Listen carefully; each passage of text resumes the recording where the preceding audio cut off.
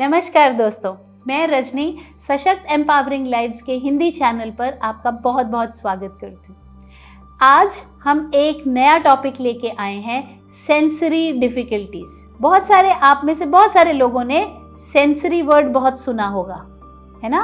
हमारे पास बहुत सारे लोग आते हैं, मेरे बच्चे को सेंसरी है, सेंसरी प्रॉब्लम है, एक जगह बैठता नहीं है ना, ऐसे ऐसे। तो सेंसरी बेसिकली क्या होता है और अपने घर को कैसे सेंसरी फ्रेंडली बनाएं, उसके ऊपर आज का टॉपिक है कि अपने घर में ऐसा क्या क्या करें जिससे बच्चे को सेंसरी से तकलीफ कम हो जाए। तो सबसे पहले तो समझते हैं कि सेंसरी की रेंज में आता क्या है। 8 चीज़ें आती हैं सेंसरी की रेंज में। सबसे पहले 5 तो सेंस ऑर्गन्स आपको पता है। आँख से देखना, ये सेंस है। कान से सुनना, ये सेंस है। नाक से सूंघना, ये सेंस है।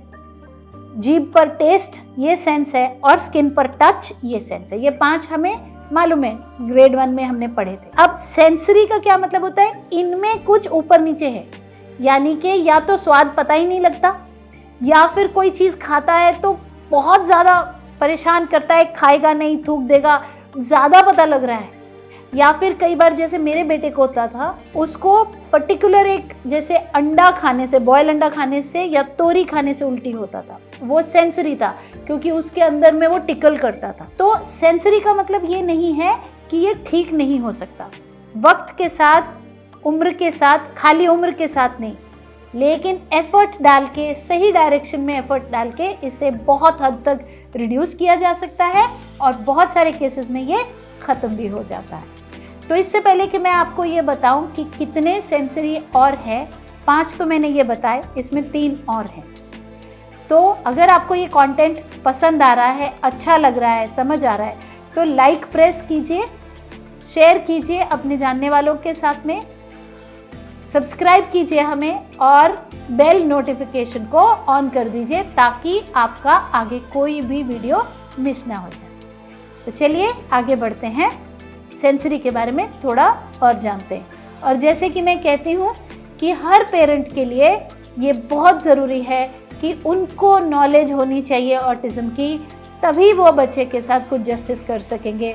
तो हम सशक्त एम्पावरिंग लाइव्स पे ये नॉलेज प्रोवाइड करने के लिए तत्पर हैं और इसी के लिए हमने बहुत सारे एक्शंस ले रखे हैं। जैसे कि ट्यूसडे को रात 8:30 से 9:30 इंस्टाग्राम पे मैं लाइव लेती हूँ, जहाँ मैं हर ट्यूसडे को, जहाँ मैं आपके क्वेश्चंस के आंसर्स करती हूँ।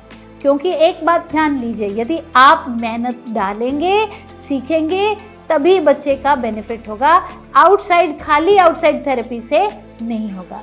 दूसरी चीज़, हम हर फ्राइडे 7 बजे से 10 बजे तक, हर शुक्रवार 7 बजे से 10 बजे तक 3 घंटे की ऑटिज़म मास्टर क्लास लेते हैं। ये इंस्टाग्राम का हैंडल और ऑटिज़म मास्टर क्लास का लिंक दोनों आपको डिस्क्रिप्शन बॉक्स में मिल जाएगा। तो ये वीडियो की डिस्क्रिप्शन में जाएं और वहाँ से आप उसको फर्दर ज्वाइन कर सकते हैं। तो चलिए वापस चलते हैं अपने टॉपिक पे। 5 मैंने आपको बताए और 3 सेंसरी क्या है बताते हैं। एक को बोलते हैं वेस्टिब्यूलर सेंसरी डिसफंक्शन। हिंदी मत पूछिएगा इसकी, क्योंकि इसकी हिंदी मुझे आती नहीं। किताबों में भी वेस्टिब्यूलर ही कहा जाता है। बॉडी बैलेंस बेसिकली, यानी कि बच्चा कितनी स्पीड से दौड़ रहा है, गिर तो नहीं जाएगा, कहीं पर अगर एक स्टेप है तो उसको ध्यान रहेगा, वो गिरेगा नहीं। शरीर को बैलेंस करना, वेस्टिब्यूलर सेंस। जब बच्चे की ये सेंस थोड़ी सी बिगड़ी हुई होती है तो वो जगह जगह गिर जाता है, चल रहा होगा गिर जाएगा, ठोकर लग जाएगी। क्यों? सेंस ऑफ बैलेंस नहीं है। या रॉकिंग करेगा, ऐसे ऐसे रॉकिंग करेगा, सेंस ऑफ बैलेंस लाने के लिए। ये सब सेंसरी डिसफंक्शंस होते हैं। दूसरा क्या है? प्रोप्राइसेप्टिव यानी शरीर को दबाव की ज़रूरत है। तो जब प्रोप्राइसेप्टिव सेंसरी डिसफंक्शन है अगर बच्चे को, तो थेरेपिस्ट क्या करते हैं, कंबल या योगा मैट लपेट के फिर ऊपर से प्रेशर देते हैं, या जिम बॉल से। आप में से कई लोग जो देख रहे हैं उनके बच्चे के साथ भी ये होता होगा। ओटी करते हैं ये, ओटी सेंटर पे, तो जिम बॉल से ऊपर से प्रेशर देते हैं। और वेटेड जैकेट्स पहनाते हैं, मतलब उनमें काफ़ी वेट होता है अंदर जैकेट में, अंदर वो पत्थर जैसा वेट रहता है। उससे क्या है, बच्चे को कामिंग इफेक्ट आता है, बच्चा थोड़ा शांत होता है। तो ये आपके हो गए 7। 8वां क्या है? इंटेरोसेप्शन डेफिसिट। ये क्या चीज़ होती है? जब इंटेरोसेप्शन डेफिसिट होता है तो बच्चे को ना तो या तो फिर ज़्यादा भूख लगती है तो उसको पता ही नहीं चलता मेरा पेट भर गया, तो खाता ही चला जाता है, और या फिर उसे भूख लगती ही नहीं है। यानी ब्रेन में, मस्तिष्क में 2 हार्मोन्स होते हैं, ग्रेलिन और लेप्टिन। इनका कॉम्बिनेशन गड़बड़ाया होता है। मुन्ना भाई एमबीबीएस की भाषा में बोले तो केमिकल लोचा। हाँ, तो सेंसरी डिस्फंक्शन, इंटेरोसेप्शन डेफिसिट मतलब ग्रेलिन और लेप्टिन में आपस में तालमेल नहीं होता, तो या तो ज़्यादा ही भूख लगती जाती है या तो फिर लगती ही नहीं है। तो ये आपके हो गए 8। और इसमें एक चीज़ और, चोट लग जाती है तो दर्द नहीं होती, पता नहीं चलता, कट लग जाता है तो भी दर्द नहीं होती, ये भी इंटेरोसेप्शन डेफिसिट है। अब ये सारे डेफिसिट्स के चलते कई बार बच्चे बहुत दुख में खुद भी आते हैं और हमें भी कष्ट देते हैं। मिक्सी चल रही है, बच्चे ने शोर मचा दिया, कोई बादल गड़गड़ाया, बच्चे ने, बरसात हुई, गड़गड़ हुई, बच्चे ने एकदम चीखना शुरू कर दिया, हमें समझ नहीं आती क्या करें। चलते चलते गिर रहा है, ठोकर लग रही है, हर बेड के कोने से टकरा रहा है, टेबल से टकरा रहा है। तो एक सेंसरी फ्रेंडली होम कैसे क्रिएट करें?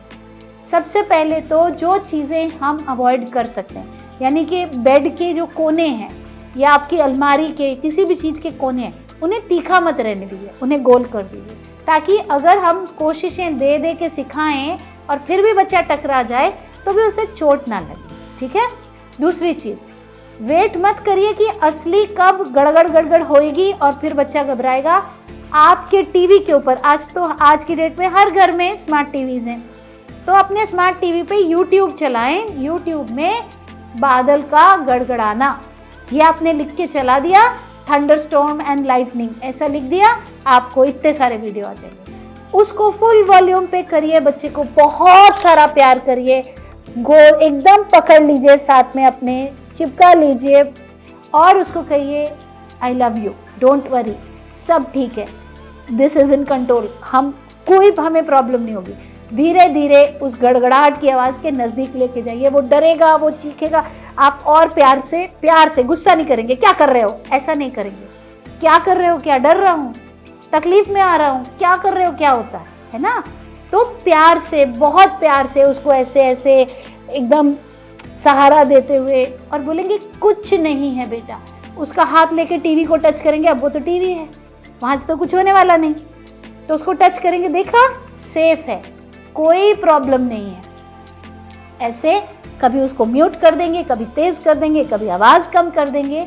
धीरे धीरे बच्चे का डर चला जाएगा और इंटरनली वो कोशिश डालेगा इससे ऊपर उठने की और आसानी से टॉलरेट करने की। मेरी कम्युनिटी में हज़ारों स्टूडेंट्स ऐसे हैं जिन्होंने मुझे वीडियोस भेजे हैं जहां बच्चा बर्दाश्त नहीं करता था और अब खुद बनाना स्मूदी बना रहा है, केला डाल के, दूध डाल के, चीनी डाल के, मिक्सी चला रहा है, मिक्सी घर कर रही है, बच्चा आराम से बैठा है। तो सेंसरी डिसफंक्शंस को आप अच्छी तरीके से संभाल सकते हैं अगर आप थोड़ा सा ध्यान दे करके चलें। अगर आपको लगे बच्चे को प्रेशर की ज़रूरत है, जॉइंट कंप्रेशन की ज़रूरत है, तो उसे किसी कंबल में या योगा मैट में लपेट के और उसको थोड़ा प्रेशर देंगे, जिस तरीके से ओटिस्ट्स भी देते हैं। अगर बच्चा ऐसे करता है, ऐसे करता है, इसका मतलब उसे प्रेशर की ज़रूरत है। ठीक है।